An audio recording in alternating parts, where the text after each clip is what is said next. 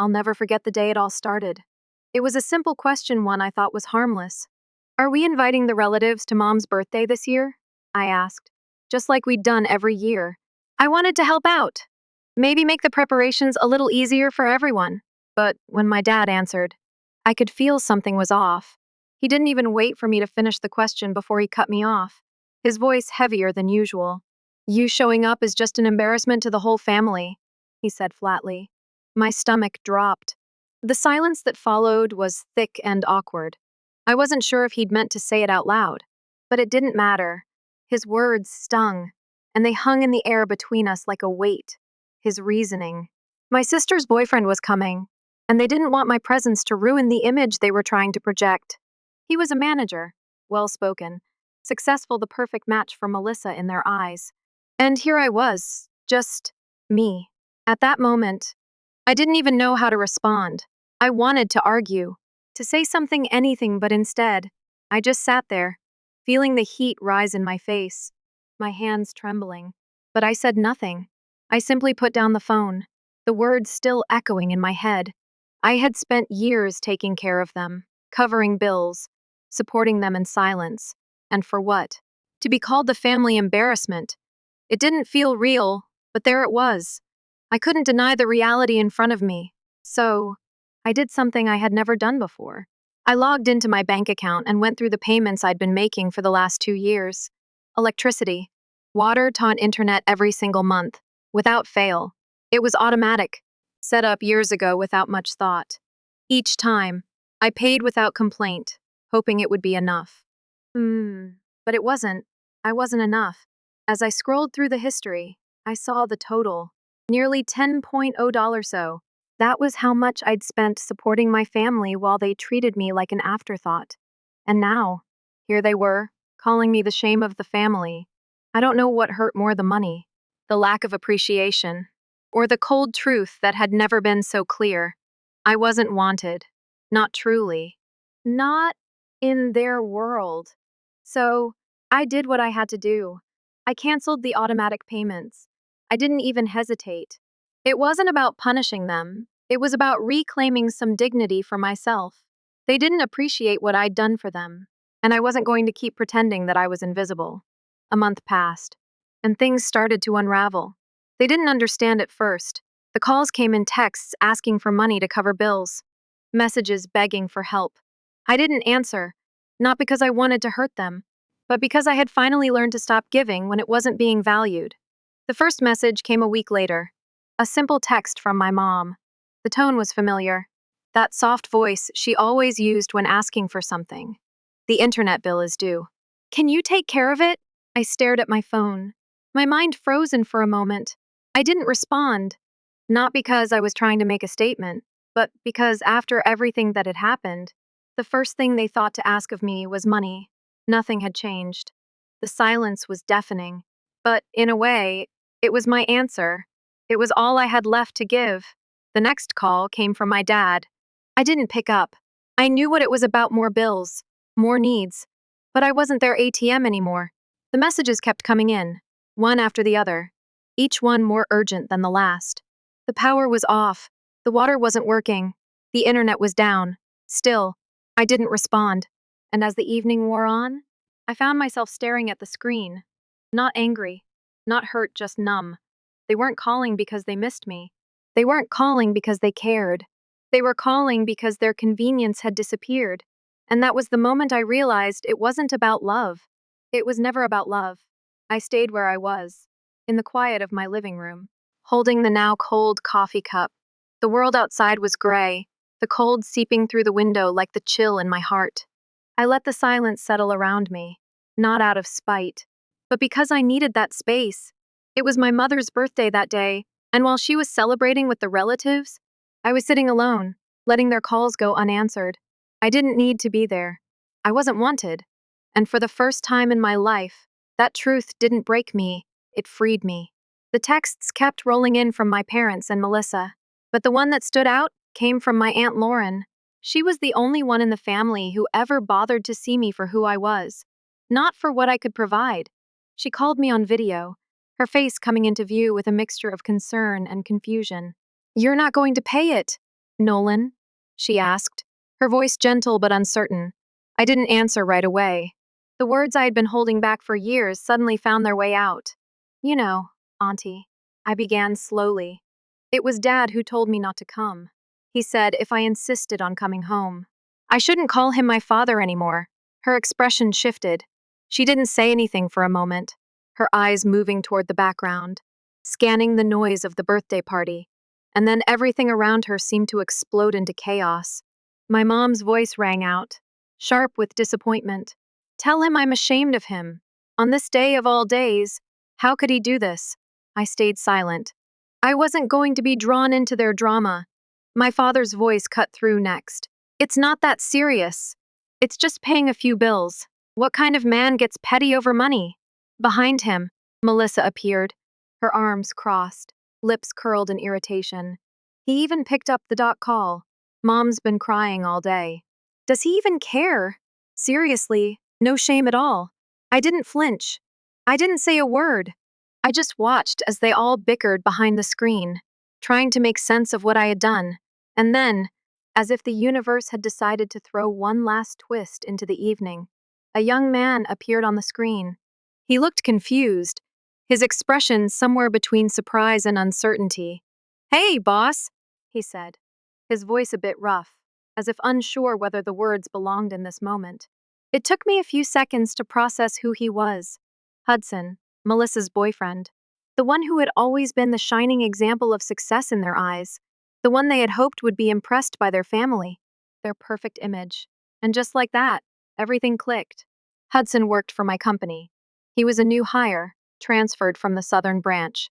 We had exchanged a few emails, but I had never realized he was Melissa's boyfriend. The room behind Aunt Lauren seemed to hold its breath, and for the first time in what felt like ages, I could feel the shift in the air. I wasn't the invisible one anymore. Hudson, sensing the tension, straightened up. His voice rang out, loud enough to cut through the murmurs. In case you didn't know, he said, I work at Pacific TerraTech. Mr. Nolan is one of the company's co-founders. The room fell silent. It wasn't awkward, just stunned. I didn't need to say anything. The truth was clear now, and it was louder than any apology they could muster. I nodded faintly, a quiet confirmation of what had just been said, and then added, Hope your big introduction goes perfectly. And just like that, I hung up. I didn't need to explain myself to them. For the first time in a long time, I felt like I had nothing left to prove. I could hear the chaos unfolding in the background as I sat there, quiet and calm. They had finally learned who I was, not the person they had tried to hide or belittle, but the person I had always been. That night, I slept soundly. No tossing, no turning, no racing thoughts. For the first time in years, I felt light, not because of anything that had happened with my family, but because, in that moment, I had found something I had been searching for all along: peace. The next day, the fallout continued. The first message came from Hudson, Melissa's boyfriend. I wasn't expecting it, but there it was, an email from someone I barely knew, but who had now been dragged into my family's drama. It started with an apology. I'm sorry. I didn't know you were Melissa's brother. I've always respected you at the company. I raised an eyebrow as I read it, unsure what I was supposed to feel, he continued, telling me how surprised he was by the family connection, and then, without skipping a beat, told me that he would be ending his relationship with Melissa. I didn't expect her to be like that. He wrote, I'll be ending this relationship. Thank you for not putting me on the spot before everyone. I leaned back on my bed, the phone still in my hands, and closed my eyes for a second. It took a few moments before I responded. When I did, I didn't try to soften it. I didn't care to sugarcoat anything. I typed back, slow but steady, Hudson. That's your matter. I don't expect anyone to make decisions to stay in my good graces. Think carefully before you do anything. And for the record, I don't bring family into the workplace. Once I hit send, I felt nothing, not anger, not satisfaction, just nothing. I didn't need Hudson to stay in my life, and I certainly didn't need to carry the weight of his decisions. But I wanted him to know I wasn't involved. It wasn't about him. It wasn't about my family. It was about setting boundaries for myself. My phone buzzed again. Not long after. It was a message from my sister, Melissa. I stared at her name on the screen for a while before I pressed decline. I wasn't angry, and I wasn't making a point. It wasn't about that. I had simply grown tired of hearing apologies and excuses that always came after everything had already fallen apart. A few minutes later, another message popped up from her. I'm sorry. I didn't think Hudson would change like that. You're his boss. If you said something, I'm sure he'd listen. Please talk to him. Ask him to come back to me. I sat still, my eyes tracing the cracks in the ceiling as I processed her words. It was the same pattern, over and over again. My family only ever reached out when they needed something, usually money. But sometimes, it was just their ability to shift the blame. But this time, I didn't feel anything stir inside me. I wasn't mad. I wasn't sad. I just didn't care. After a moment, I typed back, slow and deliberate. Hudson didn't leave because I told him to. He left because of how you live, how you treat people, how you look down on what you don't understand, and how you always assume that with a soft enough voice you can steer anyone. I hit send and let the words sink in. Melissa had always been able to play the part of the perfect child, the one who could ask for favors with just the right tone, the one who could make everything seem okay, even when it wasn't. But I saw through it. And for once, I wasn't going to let her manipulate me into playing along. 5 minutes later, another message came through. It was shorter than the last. I know I messed up this time. I mean it. I'll change.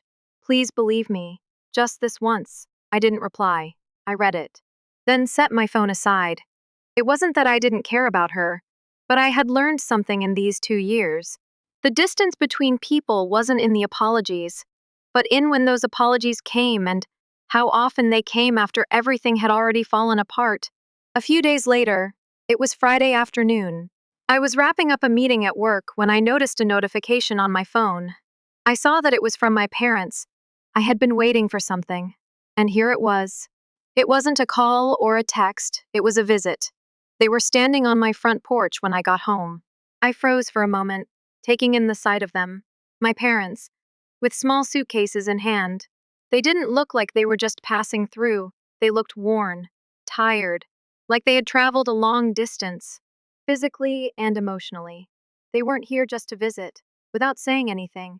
I opened the door and let them in. There was no tension, no forced politeness. It wasn't about small talk. It was a decision. I didn't want to have this conversation on the porch with the wind picking up around us. So we moved inside.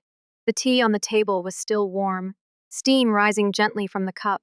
My father spoke first. His voice was softer than usual. We've thought about it, Nolan, he said. Maybe we went too far.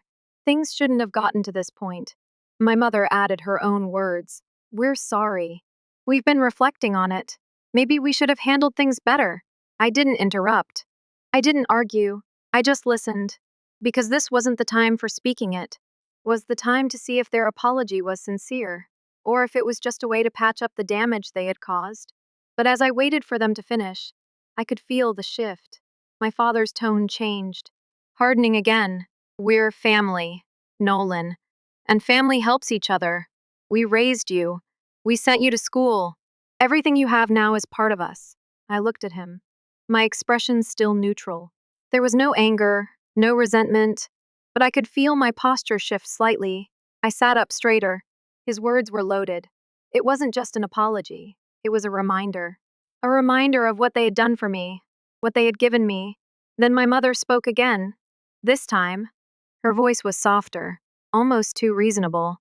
If you could maybe send us $2.0 a month? Just a little support. It's not much for someone like you. I let out a soft laugh. Not a chuckle, not a mocking laugh. Just a quiet laugh. I wasn't angry. I wasn't surprised. I had expected this. But hearing it out loud still felt strange. Here they were, the same parents who had pushed me out, who had told me I was the embarrassment, asking for money, for support. I let the silence stretch between us, the words hanging in the air. The request was clear. And so was my response. What about Melissa? I asked, my voice steady. How much will she be contributing each month? The room fell still. My father looked at my mother, and she responded slowly. Your sister's job is still unstable. The breakup with Hudson has taken a toll on her. I nodded gently. Of course. It was the same old excuses, the same deflections that always made her the victim.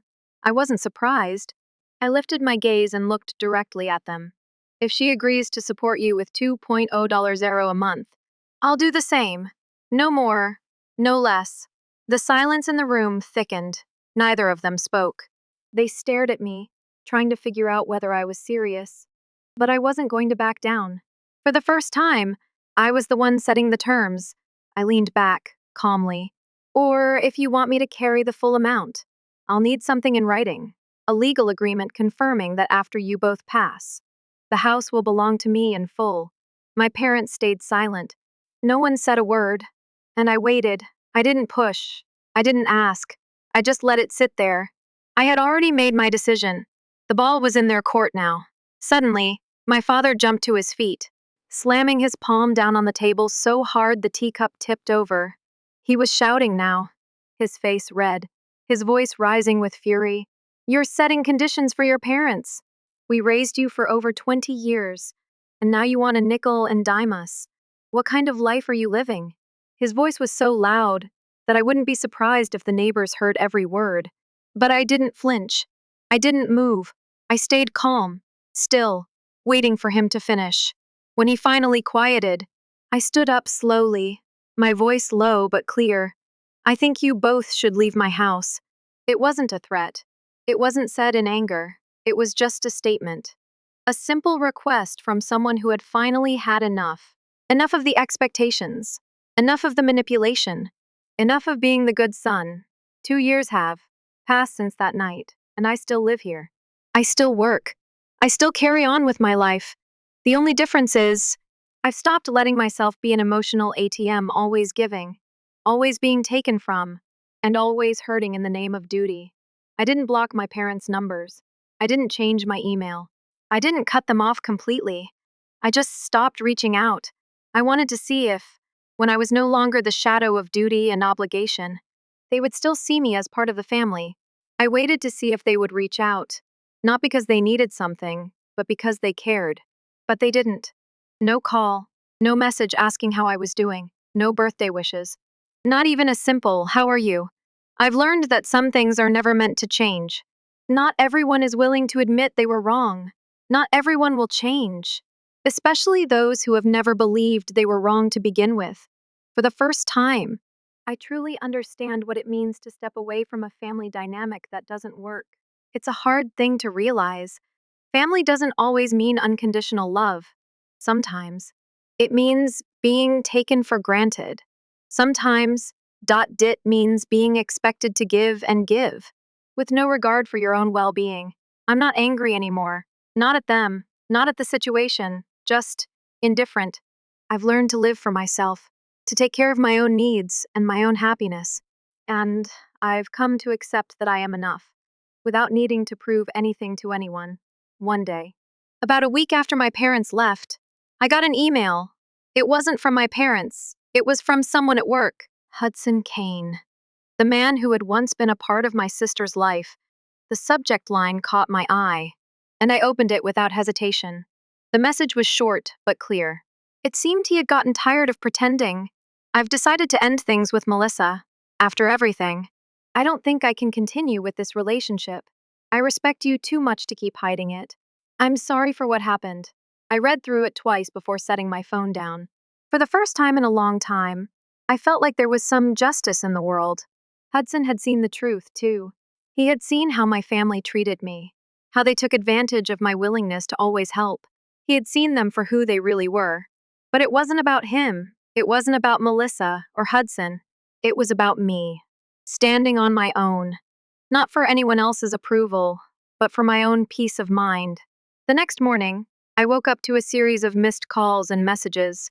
I didn't even have to check to know who it was. My parents. I didn't call back. I didn't respond. I was done with the endless cycle of apologies that always came too late. I didn't need to hear them tell me they were sorry for what had happened. I didn't need to hear them justify why they had done what they did. I had already made my peace. I didn't owe them anything anymore. A few weeks passed, and then another surprise came my way. It wasn't an email. It wasn't a call. It wasn't even a text. It was an official letter from my father. The letter said they had thought things over, that they had realized their mistakes, and now they were asking for my help. They wanted $2.0 a month, just a little support, they said. A small amount for someone like me, they reasoned. They didn't even pretend to apologize anymore. They didn't try to make it sound like they were asking for something out of genuine need. No, they were just making another request. And the way they framed it, as if it was just a natural thing I should do because I was their son, made it clear that they still saw me as someone who was supposed to fill that role, without question. I laughed softly when I read it. I wasn't angry. I didn't feel anything but a hollow kind of amusement. It was the same story, wrapped up in new words. The same sense of entitlement, the same lack of respect, the same old patterns. But this time, I didn't respond. I didn't call them. I didn't even think about it. I was no longer the person they could rely on to bail them out of every situation. No longer the person who would jump in without question, without regard for how it affected me. What they didn't realize was that this time, I was doing something for myself. There was a moment when I wondered if I had made the right choice. It was a brief moment, a fleeting thought. But then I remembered something I had learned the hard way. Family isn't about giving until you have nothing left. It isn't about being the one who always sacrifices, the one who always takes the burden. Real family, the kind of family that actually means something, sees you for who you are, not for what you can do for them. They love you, not because of what you give, but because of who you are. And so, I kept going. I kept living. I kept working. I kept being me without apologies, without compromise. In the 2 years since I stopped playing the role of the family savior, I have never been more at peace. I've learned that sometimes the greatest form of love you can give is learning to love yourself first. Because if you don't, no one else will. Was I wrong for walking away? For not going back? For saying no to their requests? Maybe. But maybe, just maybe, I was finally learning to stand up for myself. To stop being the one who always gave. To stop being the person they thought they could lean on, only to be pushed aside when it no longer suited them. So, I ask you, was I wrong for choosing to live for myself? For saying no to supporting my parents after everything they had done? Was I too cold? Too hard? Or was I simply learning to love myself at the right time? I genuinely want to hear your thoughts. Leave a comment below. Whether you agree with me or see things differently, your perspective matters. And if this story meant something to you, don't forget to subscribe to support the channel. There are still so many more stories waiting to be told, waiting to be heard.